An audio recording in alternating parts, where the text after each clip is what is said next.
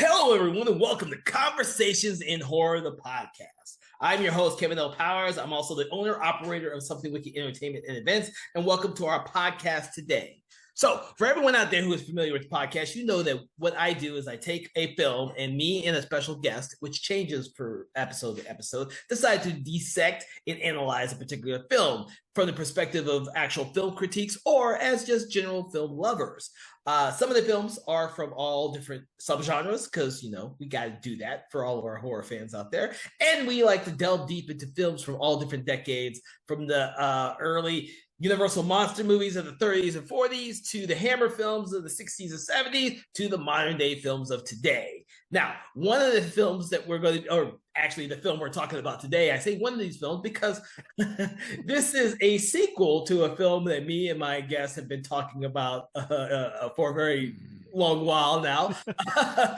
but the film that we're going to be talking about today is a sequel to a franchise that has been very infamous over the years since the original film came out in the 80s. I'm being a little elusive because sometimes I do that before I unveil the title, because some people out there, they look down upon some of a franchise's subsequent films. So just so that you know, I have my special guest, Jim Adams, here. Thank you, Jim, for joining today. And it's not Friday the 13th. That's not what we're talking about here. We're not talking about that. But what we are talking about is Poltergeist 3 from 1988. Yes. The decade in which the original trilogy was made. So I know there are a lot of people out there who are not fans of this film. So, it's going to be interesting for me and Jim to discuss this movie. Oh, yeah. Jim, yes. Tell us all a little bit about some of your first impressions, or if you remember some of your first impressions. Oh, I remember. I remember. Well, after Poltergeist 2 came out, I was just really disappointed with that movie. We talked about that on a previous show. I didn't see this one in the movie theater. I waited till it came onto the satellite. I think I had a dish at that time. I got my dish, but it had been out a while when I saw it for the first time. And I was like, yeah, I can see why I waited for this one. The good news was it made $5 million in profit. The bad news was it needed to make about 10 million more in profit to pay for itself. So it lost money, which put an end to the Poltergeist franchise. And from everything that I've read, a lot of the original cast and crew were like, yeah, thank God this is over. Well, unfortunately, it was a rough shoot. It was a rough, and Heather O'Rourke passed away, and she died right after she finished filming. Yeah, it was terrible. It was one of those films that was marred by death yet again, like we've already discussed with the first film. And the urban legend people went absolutely nuts. I mean, you had Dominique Dunne, who was brutally murdered by her ex-boyfriend after the first Poltergeist. So and I think we mentioned, Poltergeist 2, they didn't even mention her. I mean, they didn't even make a reference to her because, and again, I'm being critical of them because they really felt for her family, and they just didn't want to drag them back into the whole Poltergeist thing. And then you've got Heather O'Rourke dying at the end of filming on this, and they had to go back and reshoot the ending. Yeah, we can get into that in a minute. And they had to bring in her double for the ending. So if you look closely at the end of this film, you can sort of tell that it's not Heather O'Rourke. And again, that was just all of a sudden now there's this curse. Julian Beck died. Yeah, well, he had cancer when he was doing part 2. So I don't think there's no curse, guys. But I mean, it was that whole thing just got out of control. Yep. Oh boy, everybody that's involved in this movie is cursed. It was like, no, it just. It's bad luck for just the way it turned out. So. Well, this is an encapsulated franchise for the most part because they all were in the 80s and they all took only a couple years. That's true. Apart. Yeah. So it's interesting to go back and look at all these films like we've done for the show to analyze each different one. And with this, go ahead. Yeah, I was going to say what. Here's my real problem with Poltergeist 3. Okay. Just a blanket problem. And, I'm not trying to paint myself as any expert on anything, but loved the first film. When we talked about the first, I loved the whole story. The whole thing was great. I remember being just totally knocked out when I saw it in the theaters. I think they should have stayed with that story, but the story for part 2 was so ridiculous. It's like, the first thing that came to my mind was, okay, they're going to do a sequel to Poltergeist. Poltergeist 2 is probably, I walked in with the expectations thinking, Poltergeist 2 is probably going to deal with the people that lived in that subdivision. Because even though the ghosts seemed to pick on the Fieldings and suck their house in there, that whole subdivision was built on a graveyard, so it should have had an effect on all the other neighbors around them as well, especially their next door neighbor. I mean, how did he escape it?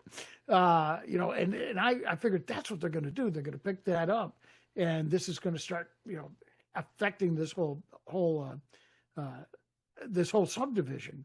But no, they went into this crazy thing where they're in Arizona, and some cult leader, Ghost was going after Carol Ann and yada, and it was just like so ludicrous.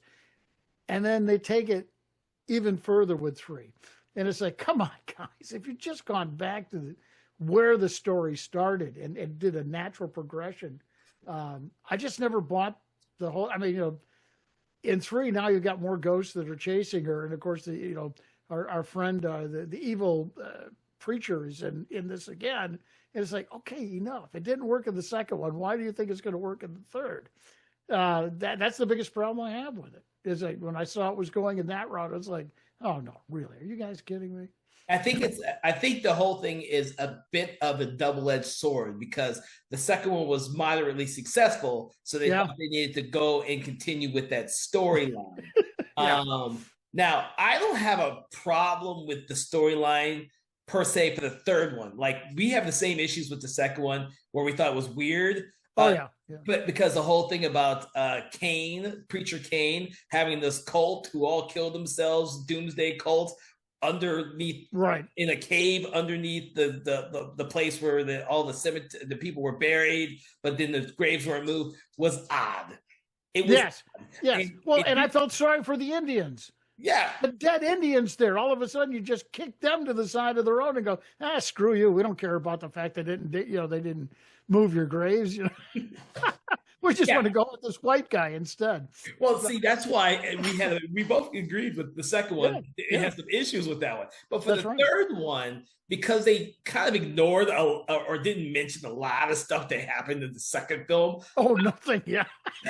I'm much more forgiving of it now. After I had to rewatch all of them in order, I'm much more forgiving of that one now because of the fact that it simply is Cain who felt like he saw this light in Carol Ann, and he's finally found her after being more or less suppressed until the doctor hypnotizes her and brings these memories back up. And I'm much more forgiving of that in the third film because they ignore or just don't mention the stuff in the second film. I was going to say, so all the stuff they did in the second to supposedly destroy him or whatever, I guess just throw it out the window. Here's Taylor back in Arizona going, hey, what the hell?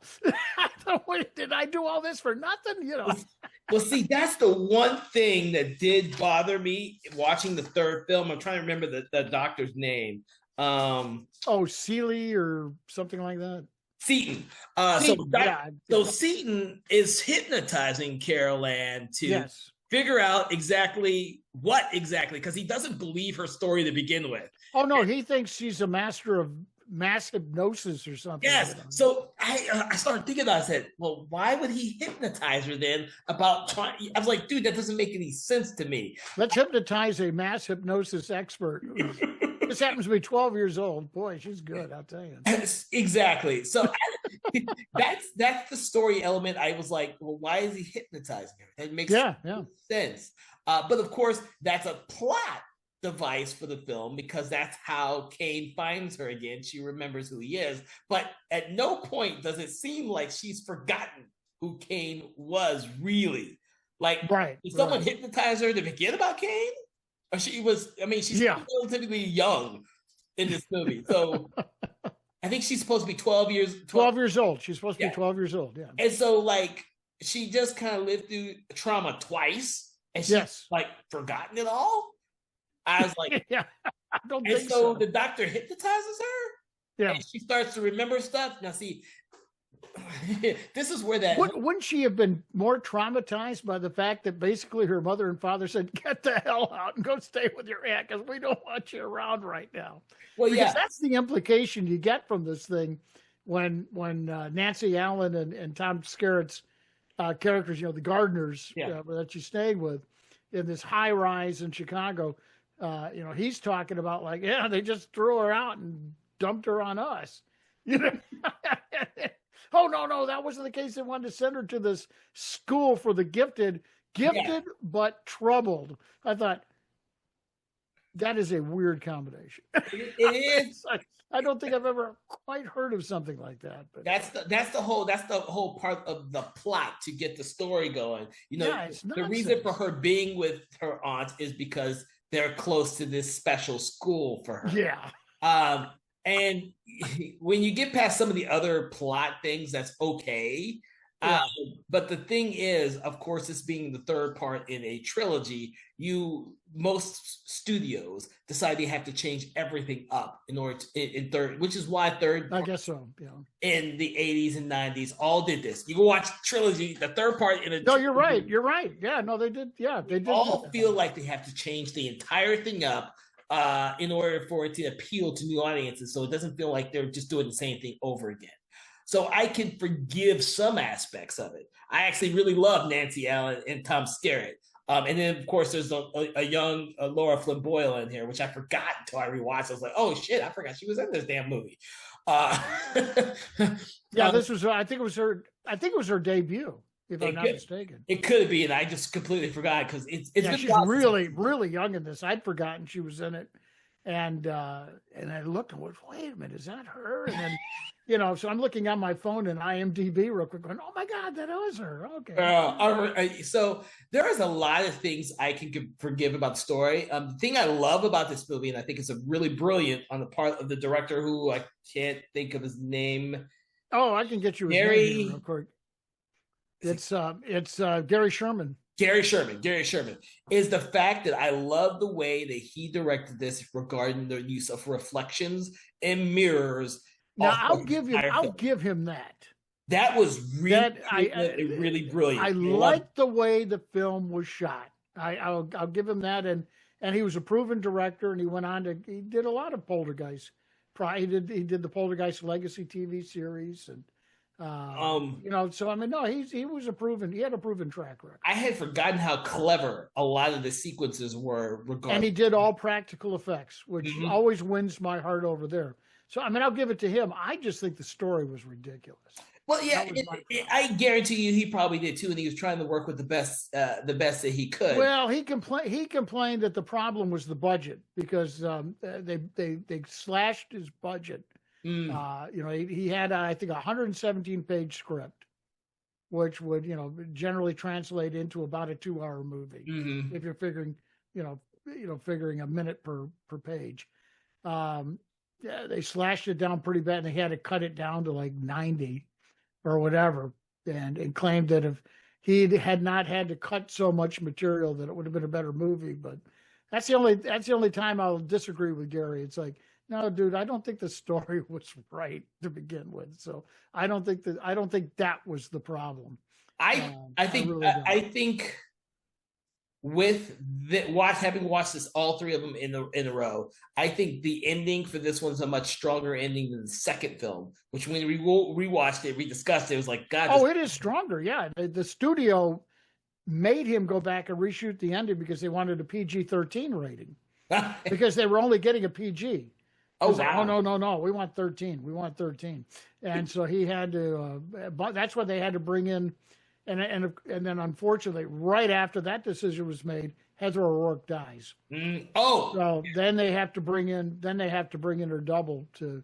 So if you look closely at the end of that, scenes where she's with, back reunited with Bruce and Pat, She's never facing the camera. Never She's facing the always, camera. they're always holding her, and you just see the back of her head or whatever like that. Yeah. So for those of you out there who may have skipped Poltergeist 3 or have never watched it, essentially Carol Ann from the first two movies has been shipped off to live with her aunt. Yes. Her aunt and uncle. They're both very well to do. They're wealthy, and he is the manager of this high rise, and the aunt has a shop there or whatever. I noticed that too. That it's a multi-billion-dollar a hotel. Yeah, expensive people and galleries. So you go right. She's got the gallery. Yes, well, it's all galleries because you see them walk through the gallery. Oh, that's true. Yeah, that's true. Yeah. Which I had forgotten about till I rewatched. Sort of reminded me of Shivers. You know, the building that was in that, all self-contained. You never have to leave the building. Never have to leave the building. Right there for you. Which I'm sure was chosen because of that whole era, the late 80s. That was big, and they decided to make the movie revolve around that, which in and of itself adds a different dimension to the film because instead of being in the house, they're in this immediate high-rise building, hotel. Yeah, they only leave it like one time to take her to school. Take her to school. And so you see different aspects of a hotel life, which contrasts with what you've seen in the last two movies. No, that's true. That's true. And some of that's really clever. But, you know, the visual elements of this film are not to be, undermined because of the story aspects. Because me and Jim, as you agree, there's some story aspects that are questionable. Here's what I would have liked to have seen done. Okay, let's just say they keep 2 the way it is. The one thing that I thought was very clever was that this whole building was like one big mirror. I mean, it was like every piece of glass in there was a mirror. Which for me, I would never live there. It would drive me absolutely crazy. I mean, it's like you're always looking at yourself no matter what's going on. But they established in the first one how the spirits had a connection to the screen of the TV set. The second one does play up the mirror thing. Okay, I can sort of get into this. Maybe the spirits are hiding behind the mirror or whatever, or in the mirror. Now you can really do some cool stuff with this building. Let's just leave, let's leave Kane out of it. Let's bring something else, an element in that maybe ties it back. And maybe you got a bunch of dead Indian spirits who are saying, "Hey, you screwed us in part 2. So we want to get our, we followed this little kid all the way from Arizona to Chicago to get our revenge on or what? I don't care. I mean, I would have bought that story more than what I saw in this one. So. Well, they had to have a crazy old preacher who led a whole bunch of people to their deaths. Yeah. I mean, see, we did that. We did that in 2, and we settled that. You thought you settled it. Well, yeah, I know. And that's the thing is, studios, when they have a successful sequel, they always want to make another one. So what's Kane, like an offshoot of Michael Myers or Jason? Just always comes back every time you think you got him. There he is in the next one. Well, he probably would have found some other element to create another sequel had the third one been actually successful. They were planning on doing a 4th. Oh, I did not know that. I was not aware. They were planning on doing a 4th, and Craig T. Nelson, who was famous for being quoted as saying because he was going to be in the third one, and he said, "Nah, 2's enough. That's enough for me. I'm not going to do it anymore." But apparently he had a change of heart and said, "Okay, I'll do the 4th one. Just when you're ready to do it, let me know." But they scrubbed it because this one lost a lot of money. It was a total flop. Well, it's the situation in diminishing returns with most horror sequels, especially. Sure, yeah. And the bad juju with this one, with her heroic dying, absolutely. Well, and Gary Sherman was ready to scrap the whole thing after she died. I mean, they'd already shot it out, and all they needed to do was reshoot the ending. And after she died, he said, "Nah, we're just not going to do this." And the studio said, "Oh, no, you don't. We've spent 14 or 9 million or whatever. Yeah, they 9 million on this thing. No, you are not going to just scrap this thing. We are going to finish this project. If you don't do it, I'll bring someone in to do it for you." And he said, "Oh, okay. Well, I guess I'll shoot the ending then." But also, I wanted to make sure that everyone knows that once Carol Ann, more of the plot. Once Carol Ann goes live with her parents, Dr. Seaton, who's a psychiatrist who believes that she faked, her and her family faked the entire incidents of the first two movies based on mass hypnosis, is trying to prove that she is nothing but a hoaxer. Or somehow she can convince people to see it her way. Yeah. She's a 12-year-old who can convince people, lots of people, to see things her way, which is ridiculous when you think about it. But that's the part of that's the plot thing. Unfortunately, when Dr. Seaton starts hypnotizing her, she starts remembering who Kane was. Yes. And then Kane realizes this or can find her. That was the thing. Yeah, the hypnosis caused him to track her down. And oops. We don't know how or that happens. They just Zelda Rubinstein, Dr. Tangina, just comes in there and says, You started to hypnotize her and you started to make her remember. So Kane found her. Yeah. I'm glad she's back because she's always a great mainstay for this entire. Oh no! I was going to say Tangina and Carol Ann are the only people that were in all three of them, and rightfully so. They're the most fun characters.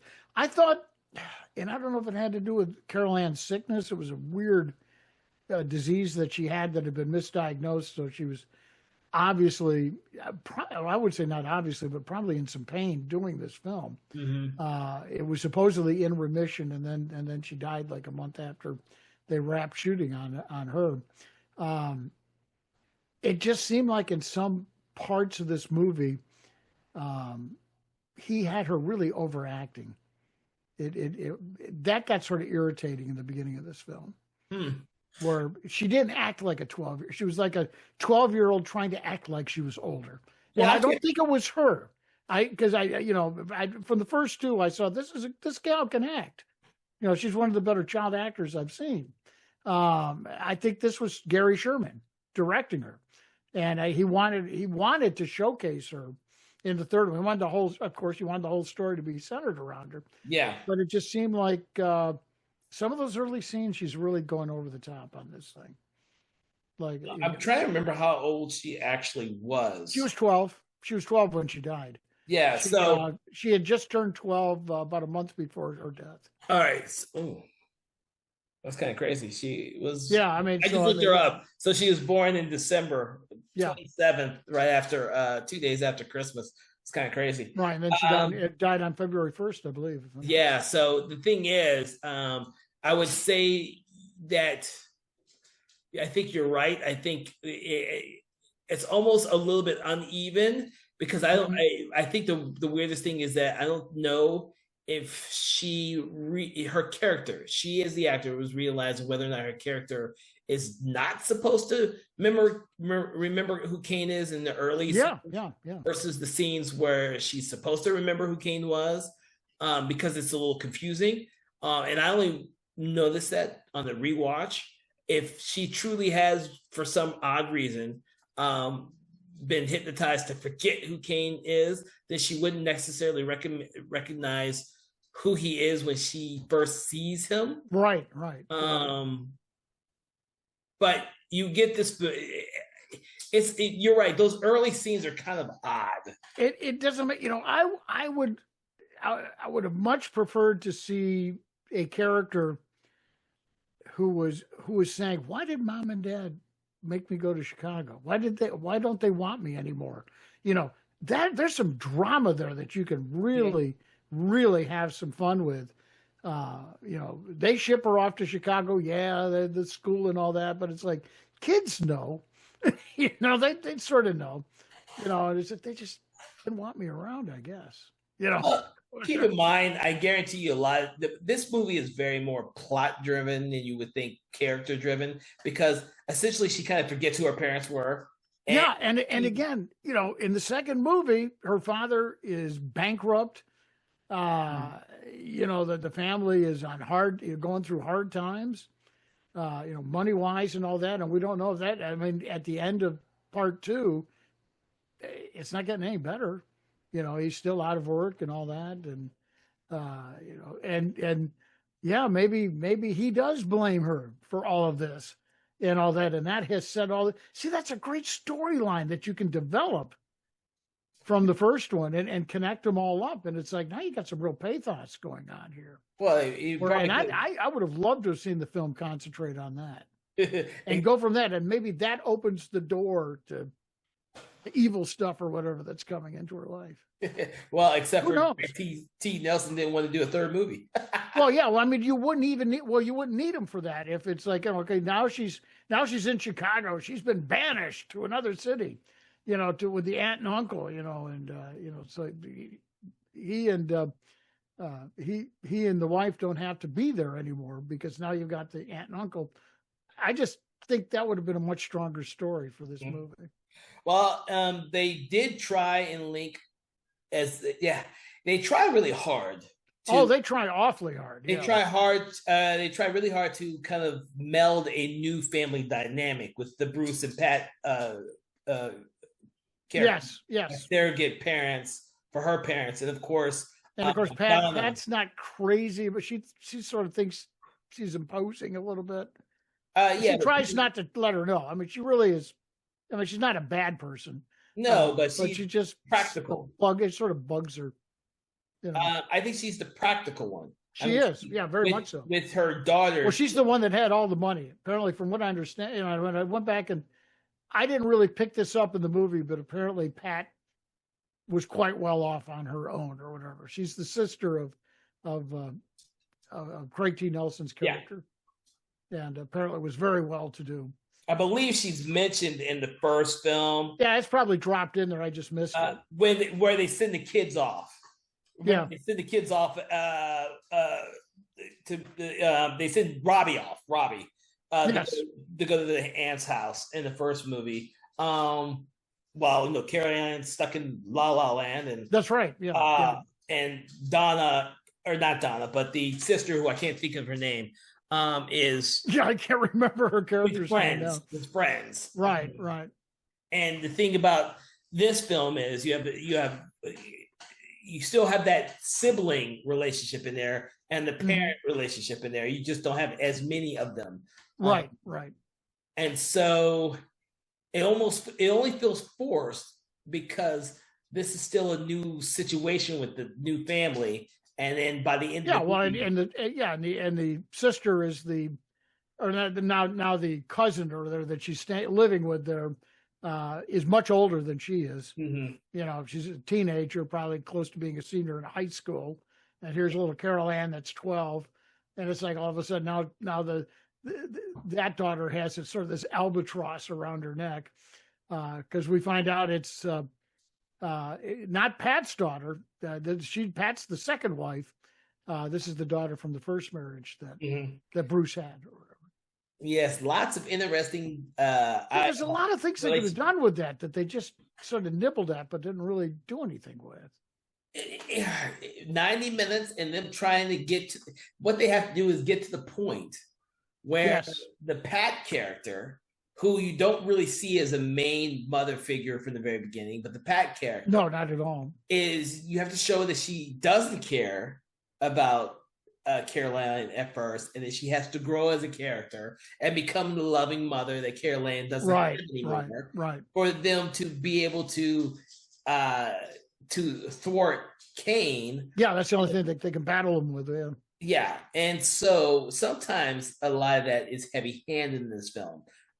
Yes, that's where I say this movie is very plot driven, and sometimes some of the elements of the film seem inauthentic, and that happens in a lot of movies regardless, because a lot of scripts, in my opinion, the writers try to get from point A to point B to point C in a logical manner, and then the characters make these great leaps to get to where they have to get to at the end of the story. Yeah, and Gary Sherman spent a lot of his efforts on special effects. Yeah. Special effects in this are outstanding. I mean, they were all practical. CGI was available to a certain extent, at this, and they could have done a lot of optical effects, but he chose every effect in this movie was in camera, was on set. And I think, when movies that do that, it pays off. Yeah. It makes them just far more believable. Yeah. And so, I'll give them that. There's some good elements about this movie. I just think that there are just so many opportunities that were missed. You see missed opportunities. I like the film for its technical aspects. Now, I will tell you the one thing I really, really hate about this movie, because I gotta get this out, because this is the one thing I really hate about this movie is the fact that for the most part of this movie, Kane is more or less a singular poltergeist ghost figure. That's true. Yeah. And it's unlike the last movie. This True. He is a singular kind of figure. But the scene where Donna and her almost boyfriend, I can't remember his name right now. Oh yeah, what was his name? I made a note of it because I wanted to make sure I discussed it. But his Scott. Oh, Scott. Yeah. How could I forget that name? Yeah. So Donna and Scott go into or get sucked into the pool of water. Yes. In the garage sequence. Well, that was sort of cool. I know. I like that. Yeah, that was a good cool scene. Yeah. But when they return, they're not Scott and Donna. No, they're not. Supposedly some other dead element. One of the spirits or whatever has possessed each one. Yes, but there is no mention of any other spirits in this movie. This movie. That's true. That's true. This is really Kane. It's all Kane in this one. Yeah. So when you see all those hands grabbing for them and everything, and those two individual entities who take over the fake Donna, fake Scott. And they make I can't remember the exact words, but they make comment that they talk to each other when you're seeing them in their reflection as they're about to disappear. That no one ever suspected them. Right. And you're like, well, this movie doesn't make mention of any other ghost other than Kane. And at the very end, that's true. Is only leading one ghost, Kane, to the light. Yeah, it's sort of like, once you get him, you get them all, or whatever. I don't know. I guess that's the implication. I think the implication for the second film, I kind of got the impression that, in the second film, they saved each other, and then of course all the random ghosts. Like the first film is the only one that seems to have a whole bunch of ghosts because it's all the people whose graves were buried. Yeah, all those Indians who were buried under the house. Yeah. And then in the second film, you only hear about Kane's followers and Kane. That's it. The second one, you only hear who are in the cave below the graves that were. And then in the third one, you only hear about Kane, yet you see the presence of other ghosts who it's like, we need some horrifying sequences at these points in the movie. So let's do this, and this, even though it doesn't. And you figure you got to do a stand-in for Kane, so you maybe want to take some of the, move off of him a little bit, so it's not obvious that you've got this guy Nathan Davis who is playing him in the movie. Well, it matches up pretty good. So I can't. Well, the problem is Kane is such an influence so often in this movie. Oh, it centers around him and Carol Ann. They're the two biggies of this. It's like he has an influence, like every other scene. Kane's yes. So some, and you would have liked to have the film overall have been more subtle. Yeah. Like the first film, the very first film is very subtle. Everything is parceled out. This film is like a hit on the head because it happens so often, so fast. It's like they're trying to get from point A to point B. Really. Well, and again, as I was saying earlier, I think the real weakness of 2 was the fact that you went from the Indians to these other people that supposedly were underneath the Indians in this cavern underneath where the Indian burial ground was, with no explanation. And it's like, once you go down that road, it's like, and then you want to continue it in 3. Yeah. That's where I have problems. It's like, no, that story didn't work in 2 for me, and it's not going to work in 3. So, again, like if I was one of those Indian spirits, I'd be really upset. Hey, what about us? What? And, I'd like to know, what happened? What happened to those guys? Just because, I mean, okay, they sucked the Feelings house down into the ground and all that, but hey, whatever happened to them? They didn't go away. All of a sudden this Kane guy shows up, and it's like, if I was those Indians, I'd be pretty pissed off. It's like, hey, come on, don't we? What are we? Chopped liver here? Come on. Yeah, I deal with us here. Well, my impressions between the first and second movie is, I guess, Kane and his group of people in the cave were somehow intermixed with the other people who maybe so. I don't know. They never really. The weird thing is like they wanted to create a villain for the Poltergeist franchise. That's what it was. And they had to create a villain because the first film doesn't have a villain. They're just no, it doesn't. No, it's just the whole feeling that all of these dead people were betrayed or whatever. They're blasphemed. Yeah, and so by the time you get to the third film, Kane is the villain, and they focus on Kane a lot. And it's cool to have a villain like Kane, but he seemed to be in like every other scene. Like this was, you kind of wish that some of this stuff had been more subtly applied. Yes, no, it's more like you're hit over the head with Kane in part 2, and it continues in 3. Yeah, and I think that's some of the biggest problems I have with those 2 films.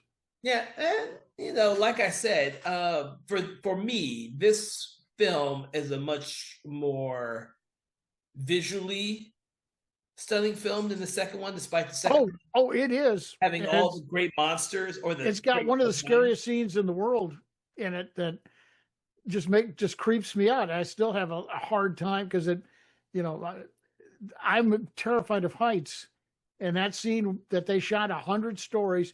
And folks, they did this for real. They had to because of the budget cuts. Window washing apparatus on the top floor, and Tom Skerritt and Nancy Allen had to go out on that platform that the window washer really used for this John Hancock building in Chicago. I know as an actor, I could not have done it. No way could I have done what they did in that movie. And I know Nancy Allen talked about it afterwards, how terrified she was. Yeah. But she says, no, that's not acting on my part. Probably scary too. I mean, that was some scary stuff. Yeah. I mean, they are lucky that something didn't happen on that because they had to cut a lot of corners because of the budget cuts. Yeah. But I mean, every time even this last time that I saw it, it just, oh man, that just, it's like me watching movies of roller coasters. When you really get sucked in and you sort of feel like you're on the roller. Oh my God, it just, whoo. Now, I will say that sequence, and I just noticed this when I was rewatching it. I think that the director did a really cool job with the whole sequence of the window washing and all that, making how important it is.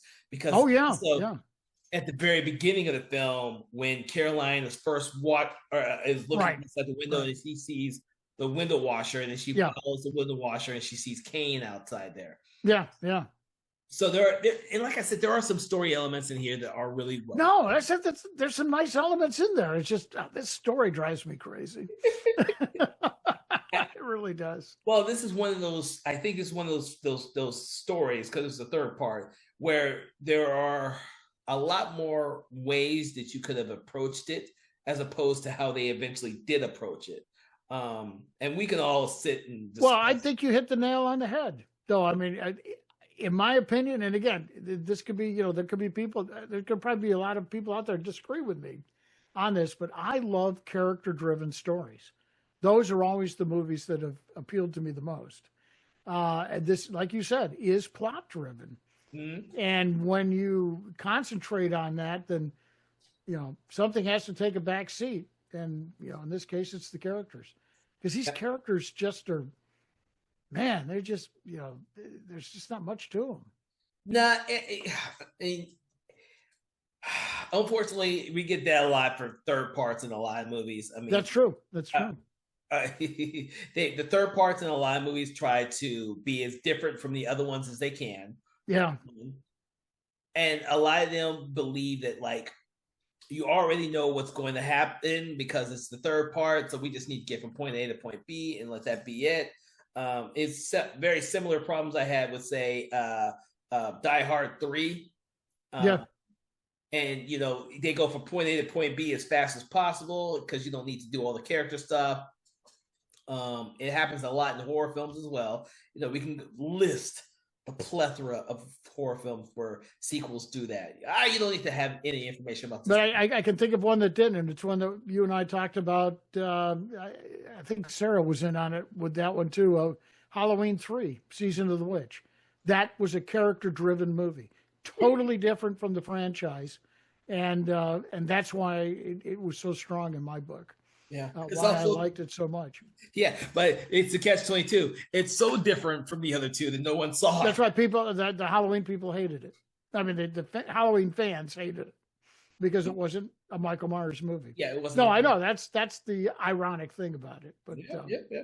I just don't see why they, what made part 1 so strong was the characterizations with the characters.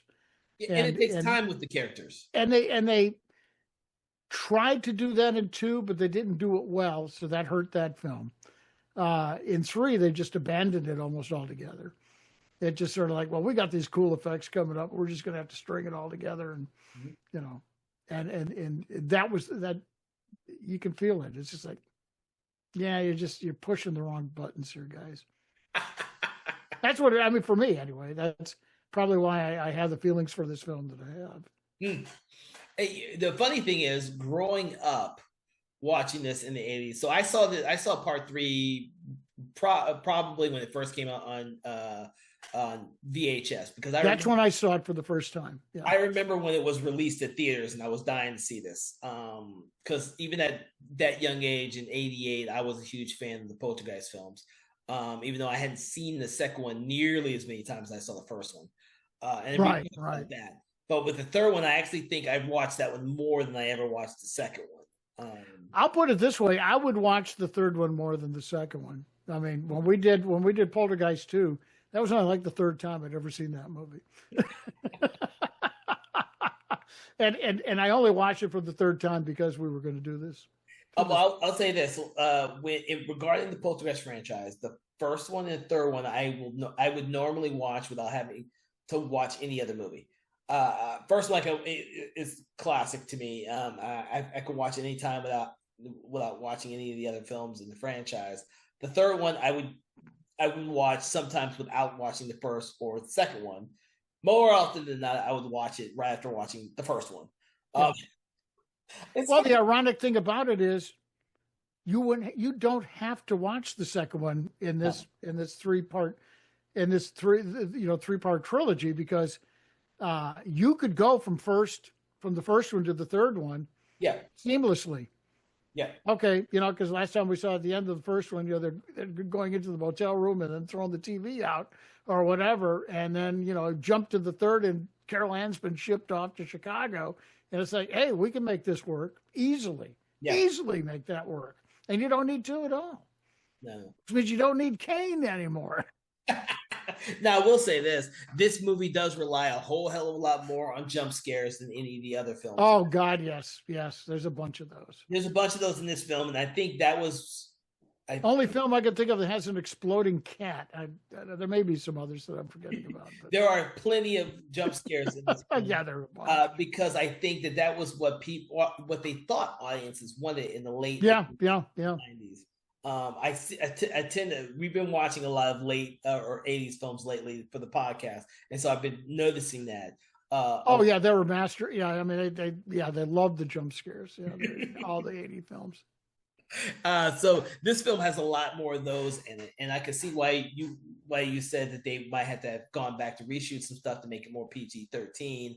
I wouldn't be surprised if some of this stuff was jump scares, or it just seemed like there were certain things that were designed. They needed it to be a little over the top. I mean, Kane explodes at the end. Sorry, guys, spoiler alert. That wasn't in the original ending. They really went all out to get that bumped up. They bumped the violence up quite a bit. And then, like typical sequels of the era, they would end it with this isn't really the end. This could be... and leave the door open, yeah. with the cityscape, and then the lightning coming, and then you hear Kane's voice in the background. So he didn't really. Well, I have to wonder if the fourth one was going to take all of his followers and pick up with them, because you were asking where were they? They weren't in this one. So maybe we literally blew Kane apart. He's in pieces all over the netherworld or whatever. So maybe in the next one, if Carol Ann's still around, you've got all the followers going, "Hey, you killed our leader, man." So we've talked about a lot of people so far, but what do you think about Zelda Rubinstein's Tangina character? I think they should have done more with her. She didn't really have. I mean, she was there to deliver a necklace to Pat, and then she just sort of goes away until the end. Yeah, so funny you mentioned delivers a necklace to Pat. Yes, she comes.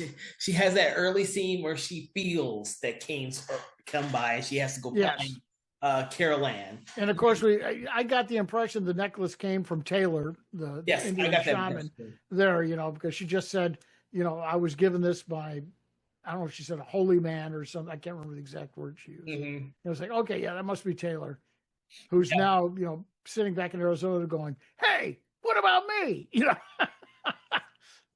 Why would you let me come to Chicago? I'll whip this guy." I wanted to mention Zelda Rubinstein's Tangina because she's great. Of the shocking scenes is when, of course, Kane touches the reflection of Kane. Touches her, renders her as nothing but a corpse, and then out pops Donna through Tangina. Which I think is probably the most. That's a wild scene, yeah. That's a wild scene, and then of course you have Donna just screaming about Carol Ann after that scene. But the idea that's how you get, or that's how you play with the audience, thinking that you kill Tangina, and out from Tangina's body comes Donna. I didn't expect him to kill Tangina. I didn't see that coming. No, I guarantee that it's all shock. It's shock. That's a shock value, yeah, absolutely. Shock value, because she does come back at one point. Oh yeah, at the very end. So it's not. It's one of those things that you're not expecting, and that's what this movie has a lot of. Like we said, jump scares. It has. I think it's trying to build up the suspense and thriller aspects without going full horror. So it's like, and that's why I could see why they were fighting over. They didn't want PG. Because they realized, oh shit, we didn't go far enough. Well, and again, that was a business decision, because the most successful movies from that time period were PG-13s. Mm-hmm. They made more money than any of the other categories in the business. I mean, when I was really getting into making films or whatever back then, we're saying, okay, we're going to write one. It's got to be a PG-13. Because now you've got a much bigger audience to deal with. Yep. So you've got a better chance of having a success. Yeah. And that's what distributors and studios were looking for. So, what's going to sell the most tickets? They didn't really care about anything else. Well, no, but it's just like nowadays you have a sequel to a successful franchise. Yeah, now they're looking for franchises. So whoever thought Poltergeist would be a franchise to begin with, much less them having done a second, third, and I have to look. But I don't know if Spielberg produced this one as like he did the first one. I haven't looked at that. I need to see if he did or didn't. He didn't produce number 3, no. Okay, because he considering it was all his original idea, and he has a knack of producing endless sequels to a lot of his franchises. Yeah, Barry Bernhardt. Bernhardt was he was the guy who was with MGM that was the producer on this one. I forgot who produced the second one, but it wasn't Spielberg. Yeah. So those are other aspects we have to think about when we're talking about this film. Yeah. Oh yeah. And the era in which it was made. And so wow, I can't believe we've hit all the major things I wanted to make sure about this film. I think so, yeah. Is there anything else you could think about instilling upon our audience regarding Poltergeist 3? I want my hour and a half back. No, I'm just kidding. No, that was more too. Like I said, out of between 2 and 3 is definitely stronger, but I just really wish they hadn't gotten away from the character studies. That the potential there is just would have made a really rich film, and one that wouldn't have been affected by the budget cuts. But it was like, I think Gary Sherman says, no, I got these special effects scenes that he storyboarded all of the special effects scenes out because they were all practical, and he needed to, you have to do that. Or, because you can screw them up so easily when you're doing in-camera effects. Yeah. He got sort of stubborn on that one. It's like, okay, oh no, we're not going to touch those. We'll cut everything else, but we're not going to touch those. Well, and I think that led to this problem with this film. Yeah, well, keep in mind, I mean, this is one of the differences between the second film and the third film of the franchise. The second film had great designs by H.R. Giger to encompass that film, whereas this film was more, you watch it and it's more designed as a suspense. There's a bunch of design, yeah. Than it is a monster film. Like, you don't see any monsters in this film. No. The most you get are all the hands coming out of the pool, the drag that's it. Down, and like the Scott ripping open, the demon version of Donna's face. And the whole concept of like, every a mirror, now you're susceptible to the other side reaching in their end of the mirror and pulling you in with them. And you're living in a building that's nothing but nonstop mirrors. Yeah. That's pretty cool. I mean, but you got to have strong characters to make it work. Yeah. And so, I'm glad we discussed all three films, but especially there was the first film is a hard act to follow. It's such a hard. Oh, absolutely. No, that was well done. And the second film focuses on different things than the third film does, and each of them have different qualities that are good, but nothing that comes to at least part of what the magic of the first film was. No, absolutely. No, and that's why I'm just so disappointed that they couldn't have made stronger characters there, because that would have pulled me in. Yeah. That would have engaged me. And, I know there's a lot of people that, they like special effects. Mm-hmm. I'm one that I get sort of bored if it's just special effects with some dialogue to tie it all together. Mm-hmm. It's almost like, we need an excuse to get from this special effect to this special effect because these are so cool. Yeah. But, then when it's all said and done, you don't have a movie that really plays, and I think that was the problem they had here. Yeah. So, it's not a flawless movie. It's not nearly as bad as some of the films out there that I've seen, and not nearly. No, I will say that. I will say that it's not as bad as what some people say. It doesn't always deserve the criticism that I've heard about this one. Yeah, this one has gotten a lot of bad criticism, and horrible. Yeah. That. I think from a filmmaking perspective, it's got some great qualities in it. And like I said, I love the cinematography and the way they use mirrors and reflections in this movie. Absolutely. I give high marks for that. It's a beautiful looking film. Yeah, it's a beautiful looking film. They make a modern day at the time building almost scary. I was terrified of that building. Yeah. No, absolutely. I would not have wanted to ride in that elevator. I would not have liked to have lived in any of those apartments. It's just like, it's almost like you're floating out in midair. Yeah. Because there's so much glass. Oh, that would have driven me nuts. It's not for people that are scared of heights, folks. Let's hope that there's no real buildings like that out there. I don't know. It's hard to say. So, all right. So for everyone who's listening to the podcast, at the end of the episode, we kind of go through and decide whether or not the film, what on the scale the film deserves in terms of a rating. So we do a 1 to 5 rating, 1 being a very poor, 5 being a very excellent movie. Where on the spectrum, Jim, do you put Poltergeist 3? 3. 3? Okay. Right dead center. Right dead center. It's sort of like, No, I just can't get excited either way on it. No, I agree with you. Not the worst movie I've ever seen, but it's certainly more disappointment than anything else for me. No, I think for me it's still a 3. It's always been a 3. Yeah, and I gave it on IMDb. I gave it a 5.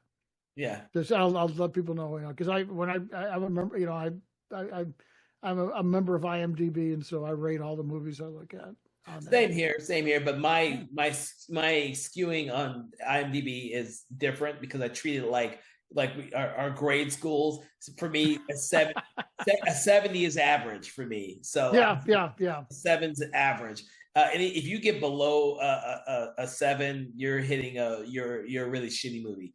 I have given some movies 1. Like it's really. I have, yeah. Out of 10, that's really freaking low. I can think of one at least that I would have given a negative score to, but they don't offer that. Wait until we do a episode on Birdemic, then you can give it a negative star. Oh man, I have not. I've seen that one time, and I don't know if I want to get in on that one or not. I might be able to sit down and watch that again, but it's going to be different. Oh my god, yeah, definitely that's a bad one. So for everyone out there, I hope you've enjoyed this conversation in horror on Poltergeist 3. I hope you've enjoyed all the episodes we are doing for this month of franchise months. We've done all of the franchise. All of the Poltergeist movies, because me and Jim have done a deep dive of all of them. We've looked that whether you have seen this movie or not, whether or not you've liked this film or not, we hope that this conversation has allowed you to at least take a chance with rewatching it under a different lens. If you've never seen it, we hope that you go out there and check it out. There are far worse entries in franchises than this one. This is not by far one of the worst. There are some creative issues. Some creative things that were done in this film that make it or makes it surpass some other films. But it has a lot to live up to for the first film. And I will rarely say. You've known me for a while. I rarely say, "Don't go see this movie." I'll leave it to you to decide for yourself. Yeah. But and this is one. No, go watch it. Yeah. You might like it. You may not be into the character stuff like I am. You may just need to watch the visual. Doesn't make you wrong. It just makes us different. That's all. So thank you, Joe, for joining me on this conversation in horror. Everyone out there, please check out the podcast on your favorite podcast app, Spotify, YouTube, or on our host site, Libsyn. Also, make sure to check out our sister podcast, Conversations in 4Color, which is available only and exclusively on our Patreon page. Make sure to like, follow, share, do that thing you do when you subscribe to your favorite podcast so you never miss an episode. And we hope that you've enjoying all of the franchise films that we are delving into this month, because you never know from us what you're going to get. So that's right. From everyone here at Something Wicked Entertainment, we wish you a great day, and we will see you on the next episode. Have a good day. Conversations in Horror is a Broken Lighthouse Pictures production, written, produced, and directed by Kevin L. Powers, executive producer Kelly A. Inoka. All contents and material from this episode of Conversations in Horror is copyright 2025 Broken Lighthouse Pictures.